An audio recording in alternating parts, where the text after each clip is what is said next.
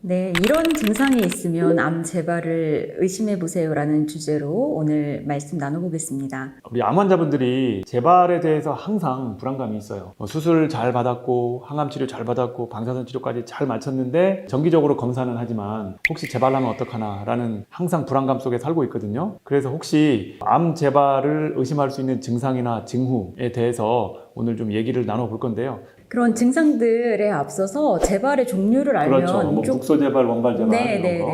조금 더 도움이 될 것 같아요. 국소 재발은 그 원발암 근처에서 재발하는 것을 얘기합니다. 뭐 유방암의 경우에는 수술을 했다면 수술하지 않은 남은 유방에서 재발을 하는 경우로 들 수 있겠죠. 그래서 원발암 근처에서 재발하는 경우가 있겠고요. 또 두 번째는 원격 재발 또는 전신 재발이라고 하죠. 이제 멀리 있는 장기에서 재발을 할 수도 있습니다. 이제 환자분들의 경우에는 유방 다 절제했는데 그래도 재발을 하나요? 라고 물으시는 경우가 있는데요. 꼭 거기에서만 재발하지 않는다라는 뜻입니다. 그래서 혈관이나 또 우리 임프액이죠. 임프절들을 타고 다른 전신 장기에서 재발하는 경우가 있습니다. 그래서 이렇게 국소 재발이나 원격 재발을 하게 되면 도대체 환자분들이 어떤 증상을 느끼게 되죠? 네, 국소 재발하는 경우에는 뭐 만져지는 덩어리가 있을 수 있죠. 그리고 주변 임파절들이 만져지는 경우가 있습니다. 뭐 두경부암의 경우에는 이런 목 임파절이 만져진다든지요. 뭐 유방암의 경우에는 겨드랑이 임파절이 만져진다든지 이런 경우가 있을 수 있겠습니다. 그러면 이제 원격 전이가 되는 경우는 어느 장기에 전이가 되느냐에 따라서 증상이 달라질 것 같은데 그 부분이 사실 우리 환자분들이 굉장히 궁금해하실 것 같거든요. 그걸 좀 자세히 설명해 주시면 좋을 것 같습니다. 네, 그래서 이제 원격 재발할 경우에는 그런 장기마다 증상들이 달리 나타날 수 있어요. 그렇지만 초기에는 또 무증상인 경우도 그렇죠. 있습니다. 그리고 또 어떤 전신적인 일반적 증상이 나타나는 경우도 있어요. 예를 들면 뭐 피로하다든지 좀 며칠 새 기운이 없다든지 체중이 좀 빠지는 것 같다든지 이런 일반적인 증상이 나타나는 경우 있습니다. 그렇지만 이제 진행한 경우에는 그 장기마다의 증상이 나타나겠죠. 만약에 뼈에 전이가 됐다. 그럼 어떤 증상이 나타나요? 네, 뭐니 해도 뼈에 통증이 나타납니다. 그래서 지속적으로 뼈의 한 부위가 아프거나 결리거나 할 수 있죠. 근데 제가 이거를 말씀드리면서 좀 우려되는 부분은 저도 뭐 허리가 가끔 아픕니다. 네, 허리 아프고 골반 아프고 뭐 갈비뼈 아프고 이런 것이 좀 사실은 흔한 증상이기 때문에 이게 꼭 다 뭐 암이 재발해서 이런 거다는 아닐 수 있잖아요. 그렇지만 지속적으로 한 부위에 통증이 있을 경우에는 뼈에 전이 된 것으로 인한 증상일 수 있다. 이것은 꼭 염두에 두셔야 할 것 같습니다. 뼈 외에 또 간에 전이 되는 경우가 있잖아요. 이제 간은 우리 몸에서 제일 또 큰 장기이고 혈액들이 잘 거쳐가기 때문에 흔하게 전이되는 장기 중에 하나입니다. 어떤 암이든지요. 그래서 초기에는 간 수치 이상이 보일 수 있고요. 진행한 경우에는 황달, 또 간 기능이 떨어지면서 복수와 같은 증상이 나타날 수 있습니다. 간이 또 소화기이긴 하지만 다른 소화장기 전이가 됐을 때는 어떤 증상들이 생기나요? 뭐 위나 대장 이런 쪽은요? 네, 소화가 안 되는 그렇죠. 네. 그런 증상이 생길 가능성이 있고요. 또 그런 소화기에 전이되는 암들의 특성은 또 복막 전이도 일으키는 경우가 있잖아요. 이럴 경우에는 뭐 복수가 찬다든지 더부룩하고 또 심하면 장 막힘, 그러니까 뭐 심한 변비, 변을 못 보고 뭐 계속 토한다든지 이런 증상이 있는 경우도 있습니다. 지난번에 뇌전이가 있을 때 어떤 증상이 생기는지 말씀해 주셨지만 다시 한번 리마인드 좀 해주십시오. 네, 두통, 구토 이것이 가장 중요한 증세이고요. 또 한쪽 편마비가 온다든지 어떤 감각이 잘 느껴지지 않는 것도 증상일 수 있습니다. 그래서 이 부분에 대해서는 그 영상을 참고하시면 되겠습니다. 그리고 폐도 우리 암 환자들이 사실 재발 위험이 좀 높은 장기에 속하잖아요. 폐전이가 있으면 어떤 증상이 생기나요? 네, 뭐 증상이 없으신 경우도 있지만 증상이 생긴다면 마른 기침이 오랫동안 계속되거나 숨 쉴 때 가슴이 결리거나 특히 이것은 이제 폐와 그 주변을 둘러싼 흉막에 물이 차면서 또 그러는 경우가 있는데요. 가슴이 결리거나 하는 증상이 있을 수 있고요. 또 심한 경우에는 숨이 찰 그런 위험도 있습니다. 그러면 이런 여러 가지 증상들이 있을 때 암이 혹시 재발했나 이런 의심을 할 수 있을 것 같은데 재발을 이런 증상이 생기기 전에 빨리 발견하기 위해서는 어떻게 해야 되나요? 네, 무엇보다도 주기적인 검진이 필요합니다. 그래서 우리 암 경험자들의 경우에는 이제 병원에서 주기적으로 몇 개월마다 이렇게 검진을 하는데요. 그것이 가장 중요합니다. 그러면 검사를 뭐 몇 개월마다 하는지 뭐 정해진 게 있을까요? 네, 병원마다 프로토콜이 다를 것 같고요. 또 그 암이 몇 기인지, 초기에 어떤 치료를 받았는지에 따라서 또 위험도가 다르기 때문에 검사하는 위치도 또 조금 다를 수가 있습니다. 그래서 일반적으로는 뭐 피검사에는 종양 표지자를 포함해서 하는 경우가 많고요. 그 외에 영상 검사들, CT 필요한 경우에는 초음파, MRI 이런 것들도 추가하여 검사할 수가 있습니다. 네, 검진 잘 받으시고요. 이런 장기마다 나타나는 증상들 상식적이니까 잘 이해하셨을 것 같아요. 이런 이상 증세가 나타난다면 혹시 예약일 전이더라도 반드시 병원에 가서 검사 받으시길 바랍니다. 그렇지만 허리 통증 있다고 해서 다 뼈전이인 것은 아니니까요. 너무 과도하게 불안감을 가지실 필요는 없을 것 같습니다. 자, 오늘 내용이 도움이 되셨다면 좋아요, 구독, 알림 설정 부탁드립니다. 감사합니다. 안녕하세요. 17년차 암 전문의 문용화입니다. 안녕하세요. 암 전문의 김슬기입니다. 네, 교수님 오늘 주제가 뭐죠? 네, 오늘 암이 재발하는 결정적인 이유에 대해서 말씀드리겠습니다. 네, 교수님, 저희가 지금까지 많은 암에 대해서 컨텐츠들을 만들어 왔는데 정작 이 암이 왜 재발하는지에 대해서는 설명이 좀 부족했던 것 같아요. 혹시 그 암이 왜 재발하는 건가요? 아주 중요한 질문이죠. 처음에 있던 암 덩어리 수술로 제거한 경우가 대부분일 텐데요. 그 수술 후에 검사로서는 나오지 않았던, 쉽게 말하면 이제 암 부스러기라고 해야 될까요? 그런 미세 전이들이 혈액 속이나 림프액 속이나 어디 조직 속이나 이런 데 숨어 있다가 결국에는 그 세포들이 분열해서 어느 장기인가 이제 자리를 잡게 되는 거죠. 그렇다고 하면 재발되는 암세포들은요, 처음부터 환자의 몸속에 존재하고 있었다는 말이 됩니다. 즉 무슨 말이냐면 어딘가에 살아남아 있는 암세포가 적어도 하나 정도는 있을 가능성이 있다. 그게 나중에 다시 살아나서 재발이 되는 거다. 이렇게 말씀을 드릴 수가 있을 것 같아요. 네, 그 살아남는 암세포, 이 어려운 말로 미세 전이 이렇게 표현을 한 겁니다. 그렇다면은 재발이 잘 되는 암은 어떤 특징이라는 게 따로 있나요? 그렇죠. 그러니까 진단 시에 미세 전이가 많을 만한 그런 특징일 텐데요. 그러한 것을 반영하는 것이 기수로 알려져 있습니다. 암의 기수라고 하죠. 암의 기수는 크기가 크거나 임파절 전이가 많거나 할 경우에는 그만큼 재발이 잘 된다고 되어 있습니다. 가장 중요한 게 그 세 가지, 종양의 크기, 림프절 전이, 원격 전이, 요거를 종합적으로 1기냐, 2기냐, 3기냐, 4기냐를 따지게 되는 것이죠. 그래서 당연히 기수가 높은 3기 암이라고 치면 그것이 이제 1기 암들보다는 훨씬 미세 전이가 많을 테고 나중에 재발할 확률이 더 많은 거겠죠. 그렇다면 그 미세 전이를 초기에 혹시 없앨 수 있는 방법도 따로 있나요? 잠깐 말씀하셨는데요. 그 미세 전이를 없애기 위해 하는 것이 보조 항암 치료입니다. 그러니까 우리가 수술 다 뭐 깨끗하게 끝났다고 하던데 왜 항암 치료하나요? 이렇게 물어보시는 환자분들이 굉장히 많거든요. 그러니까 그런 미세 전이가 있을 수도 있기 때문에 완벽한 절제술이 됐다고 해도 항암 치료를 하는 겁니다. 그 임상 연구 결과 항암 치료 안 하는 것보다 하는 것이 재발률이 현저히 떨어졌더라. 이런 명확한 근거가 있을 때만 보조 항암 치료를 시행합니다. 그래서 미세 전이를 없앤다라는 게 굉장히 중요한 개념이 되겠고요. 저도 뭐 이러한 말을 이제 우리 학생들이나 또는 이제 환자분들한테 설명을 드리는데 그 미세 전이를 박멸시킨다라고 얘기를 해요. 박멸이라는 단어가 딱 거기에 맞는 단어인데요. 미세 전이를 완전히 없애버리기 위해서 항암 치료를 통해서 어디에 숨어 있을지 모르는 미세 전이 세포들을 죽이기 위해서 하는 것이다. 그러면 재발률을 낮출 수 있다. 이렇게 되는 것입니다.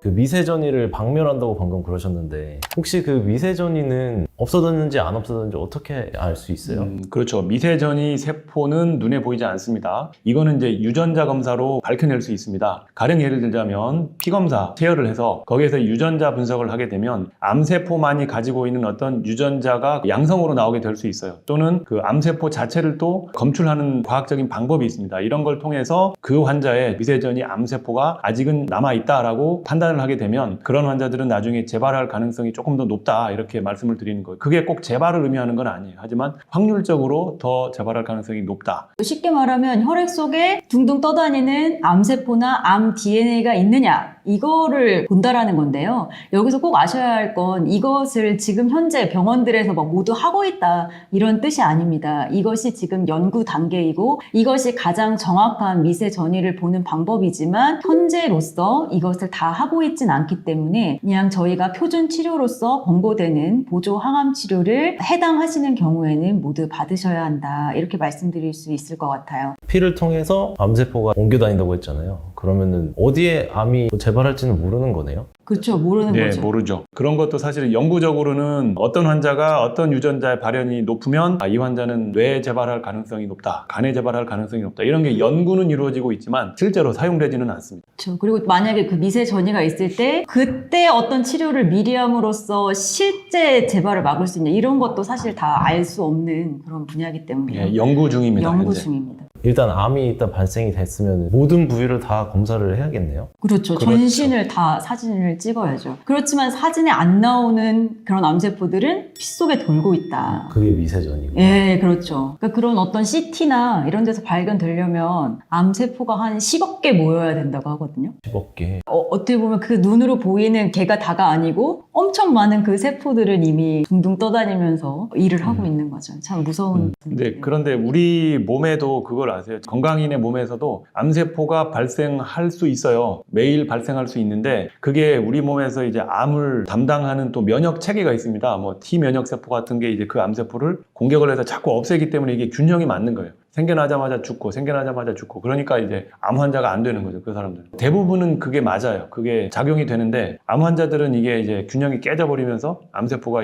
드러날 수 있는 거죠. 아, 그럼 일반인들의 몸 안에도 이제 암세포가 있을 수 있어요. 생겼다가 죽었다가 하는 건가요? 그럴 수 있어요.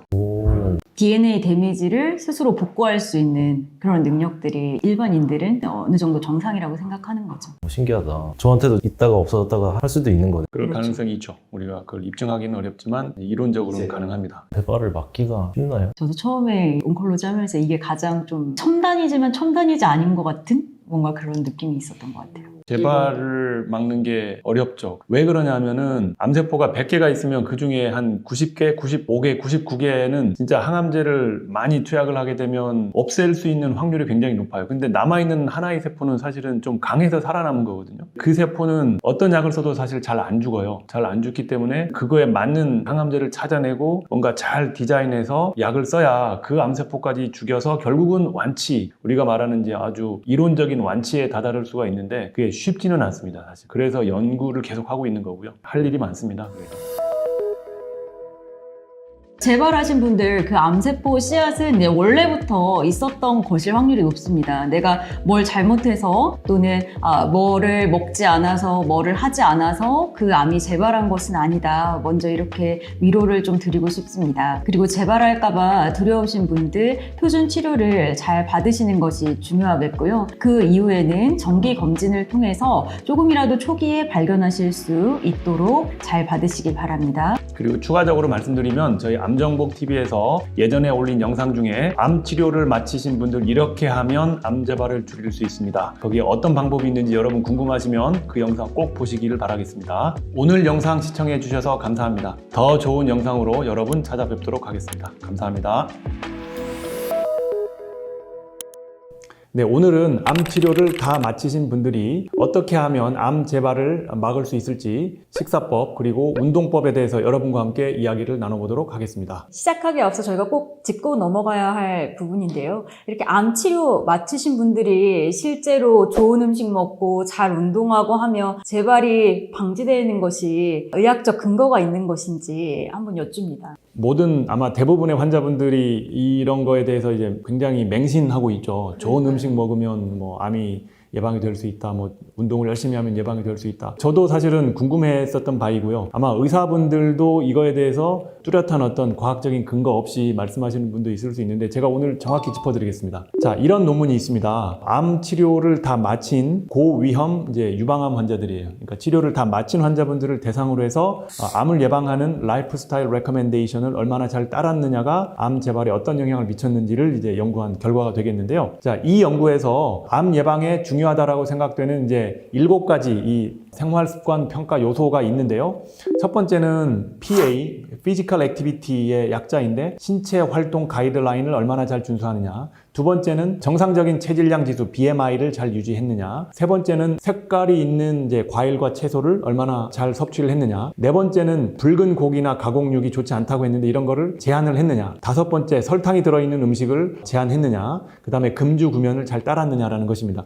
요 7가지 요인들을 잘 따른 경우를 이제 높은 점수를 주고 잘 따르지 않은 경우를 낮은 점수를 줘서 라이프스타일 인덱스를 이제 낮은 점수, 중간 점수, 높은 점수로 이렇게 분류를 해서 암 재발에 어떤 영향을 미치는지를 분석을 한 것이고요.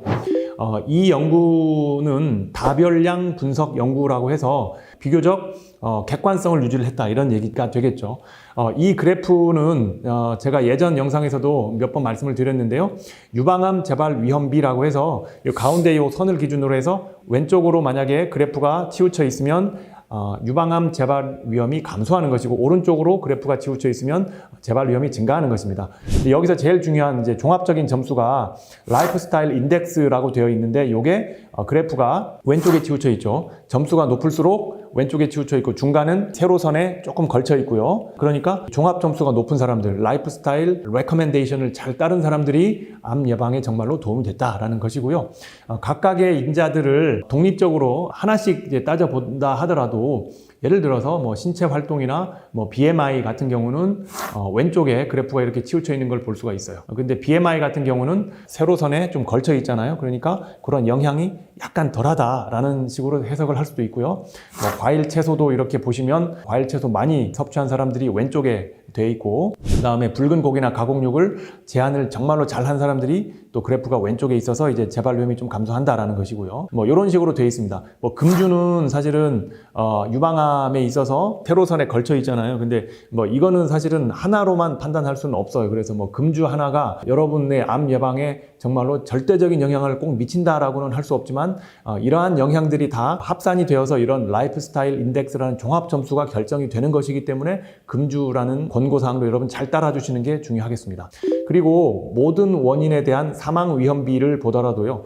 이거는 유방암 재발로 인한 사망뿐만이 아니고 뭐 심혈관 질환으로 사람들이 사망할 수도 있는 것이겠고 뭐 다른 여러 가지 인자들로 인해서 요인들로 인해서 사망할 수도 있는데 그러한 요인들을 다 종합적으로 볼 때도 모든 원인 사망 위험비도 역시 비슷한 패턴으로 나타난다. 이러한 라이프 스타일을 잘 따르는 게 사망 위험이 감소된다라는 결과가 되겠습니다. 네. 어쨌든 뭐 유방암에서는 어느 정도 결과가 있는 그런 얘기였군요. 근데 이 연구 자체도 유방암에 대해 수술 후 AC, 탁세인 이렇게 항암 치료를 받은 환자들 대상으로 한 거잖아요. 그렇죠. 네. 그러니까 뭐 운동만 열심히 하면 된다는 그런 뜻은 뭐 아닌 것 같으네요. 맞습니다. 그러니까 여러분들 절대로 오해하지 말으셔야 될 게 여기 참여했었던 모든 환자들은 기본적인 암 치료를 다 정확히 마친 분들을 대상으로 한 것입니다. 그러니까 여러분 절대로 오해를 하시면 안 됩니다. 그리고 또 한 가지는 오늘 제가 유방암에 대한 연구 결과를 말씀드렸잖아요. 그러면 나는 폐암 환자인데 나는 이제 위암 환자인데 이거는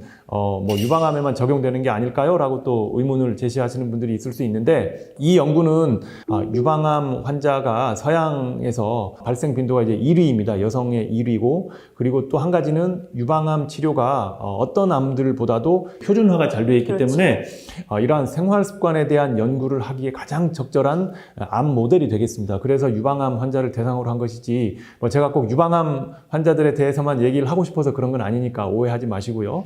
다른 암에도 일부 맞는 면이 분명히 있을 거라고 생각을 하고요. 다른 암에서도 이러한 연구들이 이루어질 수 있다면 사실은 더 정확한 결과를 얘기할 수 있을 것 같습니다. 네.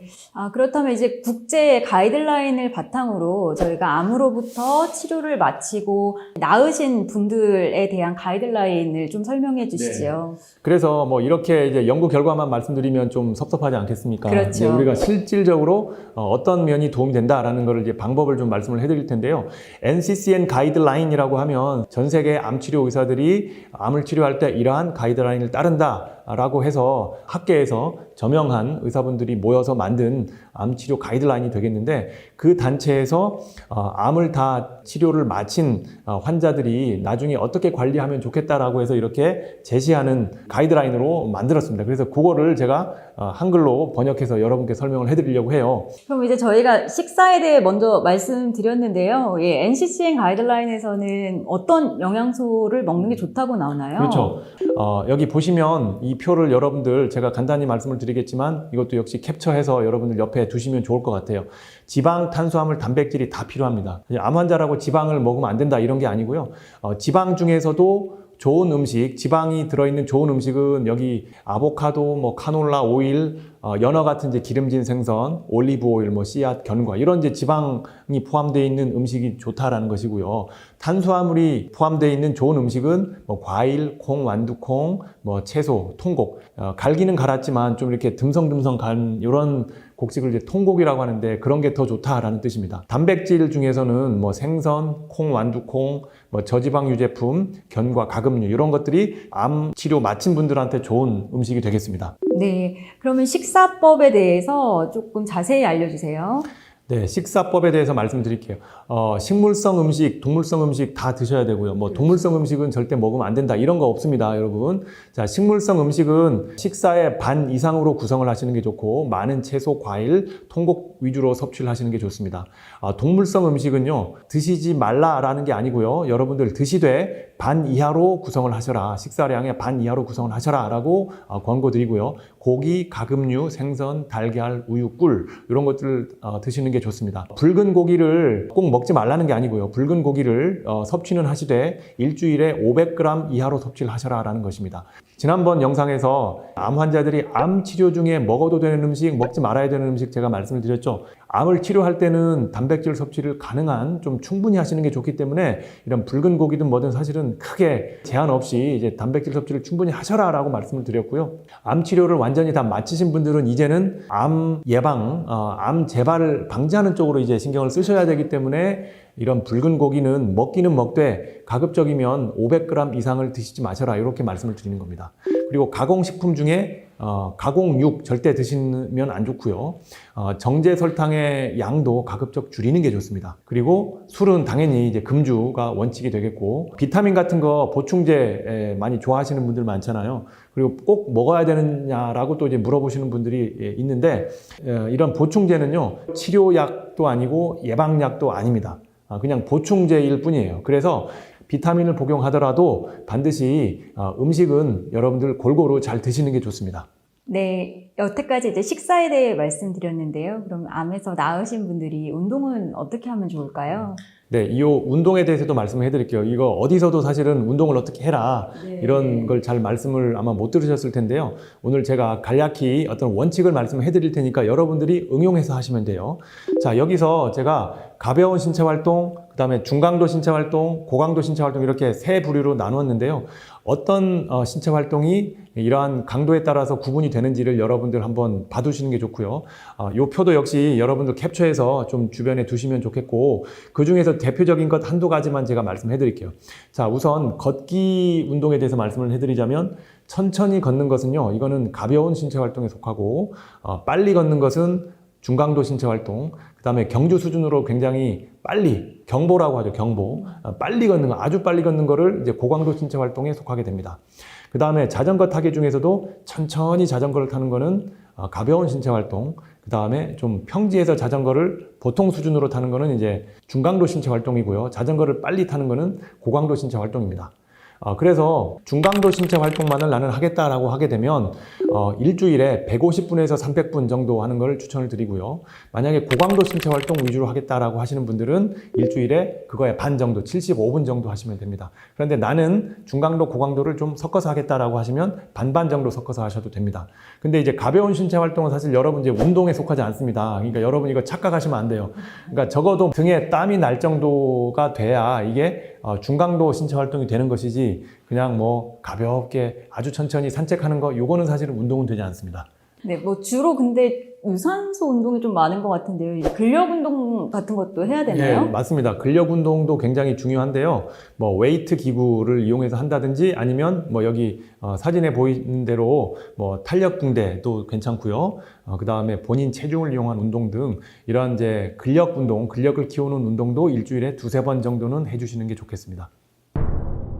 제가 오늘 음식과 운동에 대해서 말씀을 드렸는데 가장 중요한 건 여러분 암 치료를 기본적으로 잘 받는 게 중요합니다. 그리고 암 치료를 잘 마치신 여러분들 이제 암 완치에 가까이 가신 분들은 좋은 음식을 먹고 적절한 신체 활동, 운동을 열심히 하셔서 암 재발 없이 건강하게 지내시기를 바라겠습니다. 예, 오늘 내용이 도움이 되셨다면 좋아요, 구독, 알림 설정 부탁드리겠습니다. 감사합니다.